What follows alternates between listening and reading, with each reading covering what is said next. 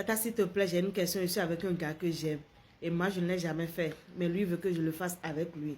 Mais il me dit si je refuse, lui et moi, c'est fini. Je l'aime, je ne sais pas quoi faire. Déjà, ma belle, si t'aimes, il n'a pas à t'obliger à quoi que ce soit. Voilà. Ça, c'est du chantage émotionnel. Et normalement, s'il y a l'amour, il ne devrait pas t'obliger à le faire. Je refuse. C'est vrai, à un moment donné, il doit être frustré de ne pas pouvoir le faire avec toi et tout et tout.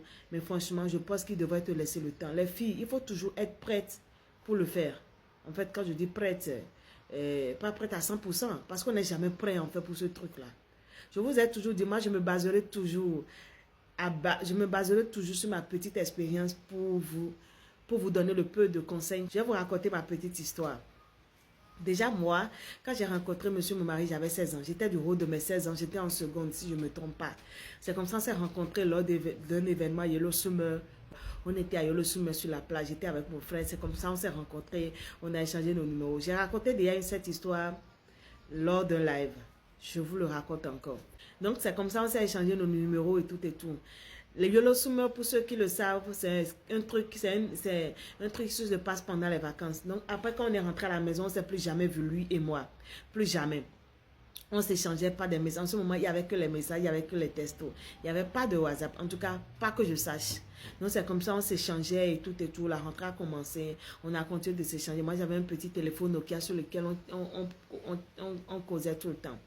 Voilà, donc après la deuxième fois qu'on s'est vu, c'était un 31. Je ne sais même pas jusqu'à présent, je ne peux même pas vous expliquer comment moi, une fille à papa, avec un papa chien méchant, j'ai pu escalader le mur un 31.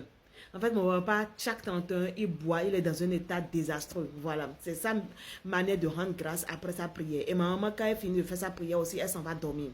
Donc, avec l'aide de mon frère, celui qui me suit directement, il est big up. Mon partenaire de crime. J'ai escaladé la clôture, il m'a balancé mes chaussures par le bord de la clôture. Et c'est comme ça que j'ai été rejoindre mon ami. Oui, si je peux le dire, parce qu'en ce moment, il n'y avait rien de concret entre nous. On flirtait juste par message, il n'y avait rien encore. C'est comme ça, j'ai pris mon zim, je suis partie. J'ai quitté la maison à 1h ou 2h par là.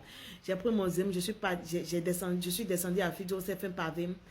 Et il est venu me chercher à Essa Dayang bleu-blanc. Voilà.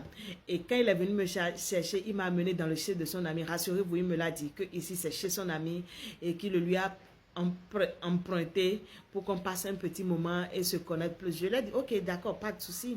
Donc c'est comme ça on est rentré dans le chez de son ami à Fidjo-Sela. Voilà, et il m'a pris de la bière. Moi, je vous ai dit, je suis une bélier. Je suis une gangster dans la tête. Rien ne me fait peur, rien ne me fraie. Même si j'ai peur en moi, je ne le montre pas. Donc, c'est comme ça. On a commencé par boire de la bière, par siroter la bière. Il a commencé par me poser des questions. Alors, tu l'as déjà fait avec combien de mecs tu l'as déjà fait? Et moi, qu'est-ce que je lui ai dit? Avec ma grande gueule. Je lui ai dit que oui, je l'ai déjà fait avec plusieurs hommes et tout et tout. Alors que j'étais encore vierge, je n'avais jamais rien fait avec aucun homme sur terre. Voilà, donc je faisais ma grande gueule et puis lui aussi, qu'est-ce qu'il me disait? Oui, qu'il avait déjà essayé plusieurs filles. Et je dis, mais pourquoi tu n'es pas avec ces filles-là? Il me dit, ah non, ça n'a pas matché entre nous. Tu sais, moi, je suis le genre de nanani, nanana, nanani, nanana. Ok, le gars, il est belé, je suis bélier. Qu'est-ce que vous pensez? On dit quand deux éléphants se battent, ce sont les zèbres qui en souffrent. Donc, on a commencé par boire. Comme je ne suis ni buveur, je ne suis pas buveuse. Lui, encore moins. On ne boit pas. Jusqu'à présent, lui et moi, il ne nous faut pas plus d'une bouteille pour se mettre dans un état pas possible.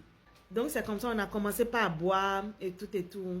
Et il a commencé, à un moment donné, il a commencé par avoir de petits attouchements. Mon cœur a commencé par battre comme jamais. J'ai dit, hé, Fafa, est-ce que tu as quitté la maison pour te faire dévierger comme ça dans la chambre de quelqu'un que tu ne connais même pas? Qu'est-ce qui se passe?